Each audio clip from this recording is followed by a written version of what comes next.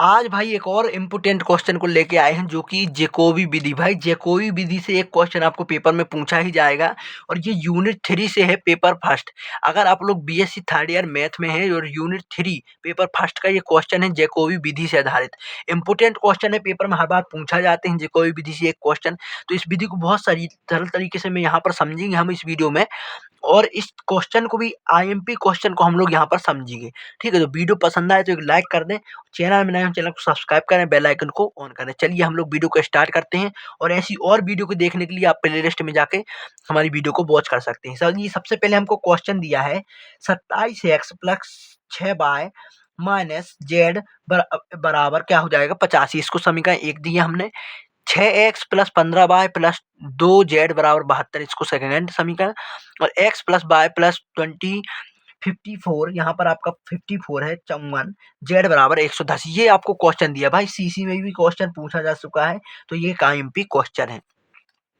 First step हमारा क्या होना चाहिए, समीकरण 1 2 3 से। समीकरण 1 2 3 से क्या करेंगे हम लोग, यहाँ पर x का मान, y का मान और z का मान निकालेंगे। x का मान कैसे, समीकरण 1 में x का मान देखिएगा, समीकरण 1 से हम लोग x का मान निकालेंगे, तो x के अलावा सब जितने भी पद हैं उनको यहाँ भेज दो। भाई 85 माइनस प्लस है तो माइनस हो जाएगा, ये माइनस है तो प्लस हो जाएगा, अपॉन 27 गुणा में तो था बटे में आ जाएगा। तो x का मान क्या आ गया 85 माइनस 6y प्लस जेड बराबर 27। इसको थोड़ा और हम लोग लिख सकते हैं कि x बराबर 1/27, 85 माइनस 6y प्लस जेड। ये आपका 4 समीकरण हो गया। ठीक, यहाँ पे हमका क्या x का मान निकालेगा है। सेकेंड क्या करना है, y का मान, वो किससे निकालना है भाई, समीकरण 2 से। y के साथ में 15 है, इस y को छोड़कर भाई 15 6x और 2z सबको इस साइड भेज दो, तो क्या हो जाएगा, ये कुछ इस तरह से हमें प्राप्त होगा। y बराबर 1/15 72 माइनस 2z माइनस 6x। इस तरह से हमें क्या प्राप्त हो जाएगा ये भाई, y का मान यहाँ पर। और z का मान भी सेम करना भाई समीकरण 3 से। एक चीज याद रखना है, समीकरण 1 से हमें x का मान निकालना है, इससे समीकरण 1 से x का, इससे y का, इससे z का। ये चीजें आपको ध्यान रखनी है, इन सब से हमें मान निकालना है। ठीक है, इन सब से हमें क्या है, मान निकालना है। तो ये भाई यहाँ पर z का मान क्या आ जाएगा आपका, z बराबर 1/54 110 माइनस x माइनस y। ये आपके x y z के मान आ गए। अब सेकेंड स्टेप में क्या करना है, x डेक्स के लिए y बराबर z। अब हम भाई x y z के मान तो आ गए, अब आगे के स्टेप पे क्या करना है, x1 का मान, x2 का मान, x3 का मान निकालना है। ठीक है, इसी तरह y1 y2 y3 सभी का मान निकालना है।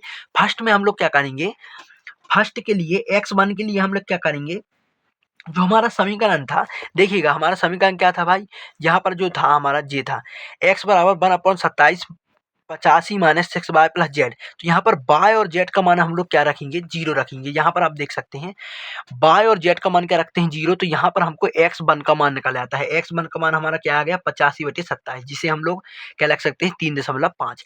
इसी तरह y1 के मान में क्या रखेंगे, देखिएगा x1 का मान निकालना है हमें, तो हम क्या रखेंगे भाई, y बराबर 0 और z बराबर 0।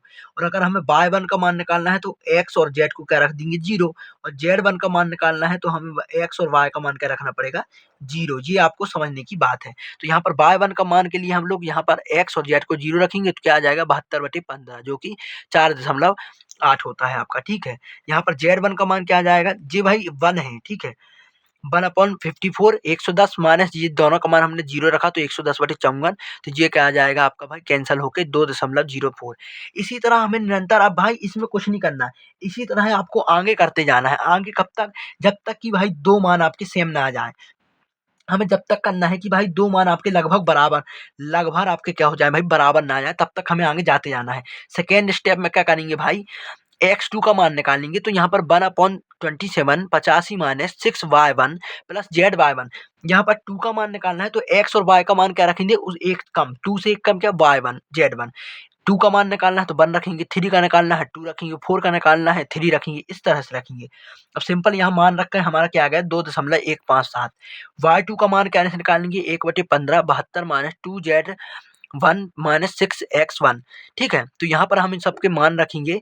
x1 का मान भाई आप जो पुराना लिए, यहाँ पर ये x1 का मान ये हो गया, y1 का मान ये, यही मान उठाकर आपको करना है, इसमें रखना है।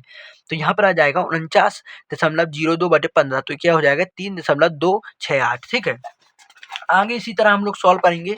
तो भाई अब Z3 का मान चाहिए हमको, Z2 का मान चाहिए, तो ये भी हमारा 1.88 निकल आया। अब थर्ड स्टेप के लिए हम लोग क्या करेंगे, X3 का मान निकालेंगे जो कि हमारा 1/27 85 minus 6 x square Z square. इस तीनों X3 Y3 Z3 तीनों के हम लोग समीकरण लिख लिए पहले, इस तरह भी कर सकते हैं आप लोग, ठीक है। यहाँ पर देखो आप पढ़ने को भी बता दूं, 1/15 72 minus 6x square minus 2z square है।